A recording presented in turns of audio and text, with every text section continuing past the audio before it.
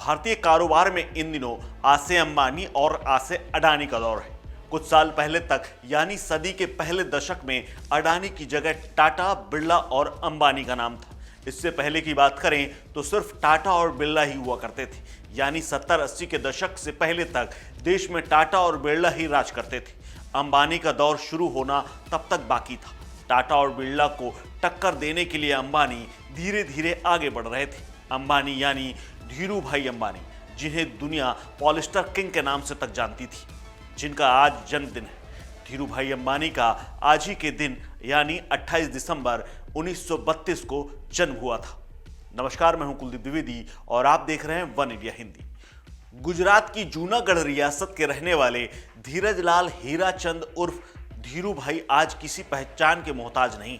उनके जीवन पर फिल्म गुरु बन चुकी है, इसीलिए उनके जीवन से ज्यादातर लोग भली भांति परिचित हैं। आज मैं आपको उनसे जुड़ा एक ऐसा किस्सा सुनाऊंगा जब रिलायंस के कुछ लोग मिलकर डुबाना चाहते थे। मार्केट में धीरू भाई का नाम खत्म करना चाहते थे। वाकया 80 के दशक का है। धीरू भाई शेयर बाजार में कूदे हुए कुछ ही साल हुए थे और उनकी ग्रोथ देखकर कई लोगों को टेंशन होती थी। लोगों ने शेयर बाजार के दलालों के साथ सांठगांठ करके रिलायंस को गिराने की कोशिश की, लेकिन धीरू भाई अंबानी ने ऐसा दांव चला कि 3 दिन तक शेयर मार्केट में ताला लग गया। दरअसल ये साजिश 18 मार्च 1982 को शुरू हुई थी। हुआ यूं कि शेयर बाजार में उस वक्त कोलकाता के कुछ शेयर दलालों का राज चलता था।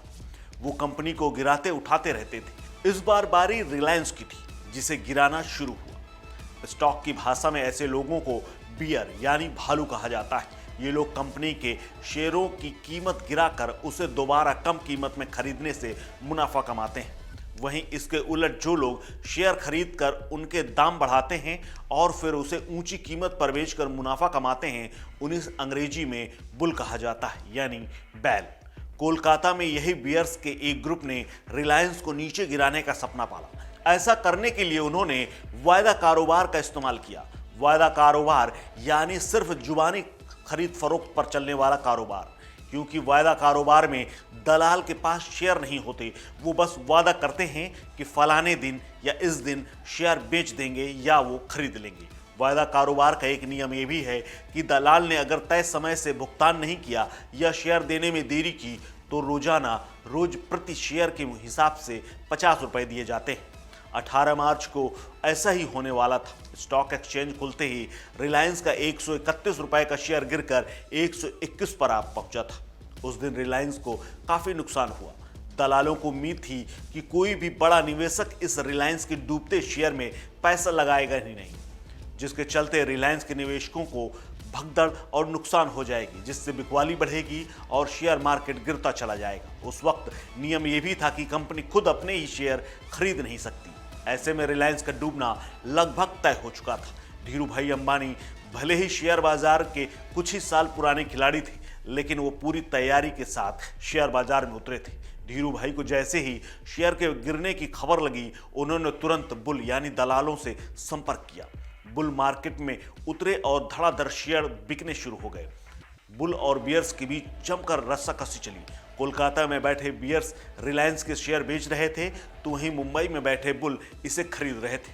इस तने-तनी का नतीजा ये हुआ कि दिन खत्म होते ही शेयर 125 रुपए में आकर अटक गया।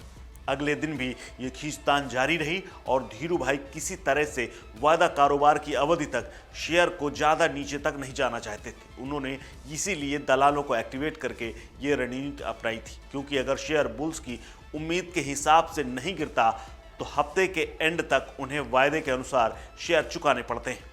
ये मामला कुछ दिन तक ऐसे ही चला और बुल्स ने धड़ाधड़ शेयर खरीदे। चंद दिनों में रिलायंस के 11 लाख शेयर में से 8.5 लाख के करीब अंबानी के दोस्तों यानी उनके दलालों ने ही खरीद लिए। इतना सब होने तक शुक्रवार आ चुका था।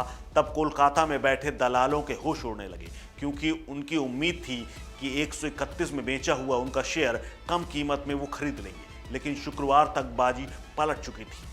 शेयर की कीमत 131 रुपए से ऊपर पहुंच चुकी थी, जिसका मतलब था अब शेयर चुकाने के लिए बियर्स को ऊंची कीमत पर शेयर खरीदने ही पड़ेंगे। वहीं अगर वो शेयर नहीं चुकाते तो प्रतिदिन 50 रुपए देने का खतरा भी बढ़ गया था। बियर्स ने बुल्स से समय मांगा, लेकिन उन्होंने इनकार कर दिया। शेयर मार्केट के कुछ और दलाल और अधिकारियों ने मिलकर दोनों के बीच समझौता कराने की कोशिश की, लेकिन बुल्स इसके लिए भी तैयार नहीं हुए। धीरू भाई बियर्स को अच्छा सबक सिखाना चाहते थे, लिहाजा 3 दिन तक जिस कीमत पर रिलायंस का शेयर उपलब्ध थे उसे खरीद लिए गए। हालात ऐसे बने कि 3 दिन तक शेयर मार्केट खुलते और बंद हो जाते। रिलायंस के निवेशकों ने इस दौरान खूब मुनाफा लूटा। 10 मई 1982 तक रिलायंस का शेयर आसमान छू चुका था, क्योंकि वही बियर्स अब वायदा कारोबारियों को ऊंचे दामों पर शेयर खरीद कर बेच रहे थे। अब धीरू भाई अंबानी स्टॉक मार्केट के मसीहा बन गए थे। इस किस्से ने धीरू भाई अंबानी को लेजेंड बना दिया, लेकिन इसलिए नहीं कि उनकी वजह से बाजार 3 दिन तक बंद रहा, और इसलिए भी नहीं कि उन्होंने बिकवाली दलालों को अपने सामने नतमस्तक करवा दिया था, बल्कि इस घटना के बाद धीरू भाई अंबानी ने अपना लोहा मनवा लिया था। उसके बाद उन्होंने कभी पीछे मुड़कर नहीं देखा और हमेशा आगे बढ़ते रहे। धीरू भाई अंबानी कभी भी किसी भी हाल में अपने शेयर्स की कीमत में कमी आने नहीं देते थे। इसी का नतीजा हुआ कि 90 का दशक आते आते रिलायंस से 24 लाख निवेशक जुड़ चुके थे। रिलायंस की सालाना होने वाली जनरल मीटिंग के लिए पूरा स्टेडियम बुक करना पड़ता था। रिलायंस का मतलब था फायदे का सौदा। निवेशकों को इतना विश्वास कि लोग अपनी जमा पूंजी लेकर रिलायंस में निवेश करने पहुंच जाते थे। इसका एक उदाहरण तो ये था कि रिलायंस दिन रात तरक्की कर रही थी। वहीं एक बड़ी ज़रूरी बात यह भी थी कि धीरू भाई अंबानी किसी भी हालात में रिलायंस को शेयर मार्केट के खेल से बचा कर रखना चाहते थे। इस खबर में फिलहाल इतना ही। अपडेट्स के लिए बने रहिए वन इंडिया हिंदी के साथ। नमस्कार।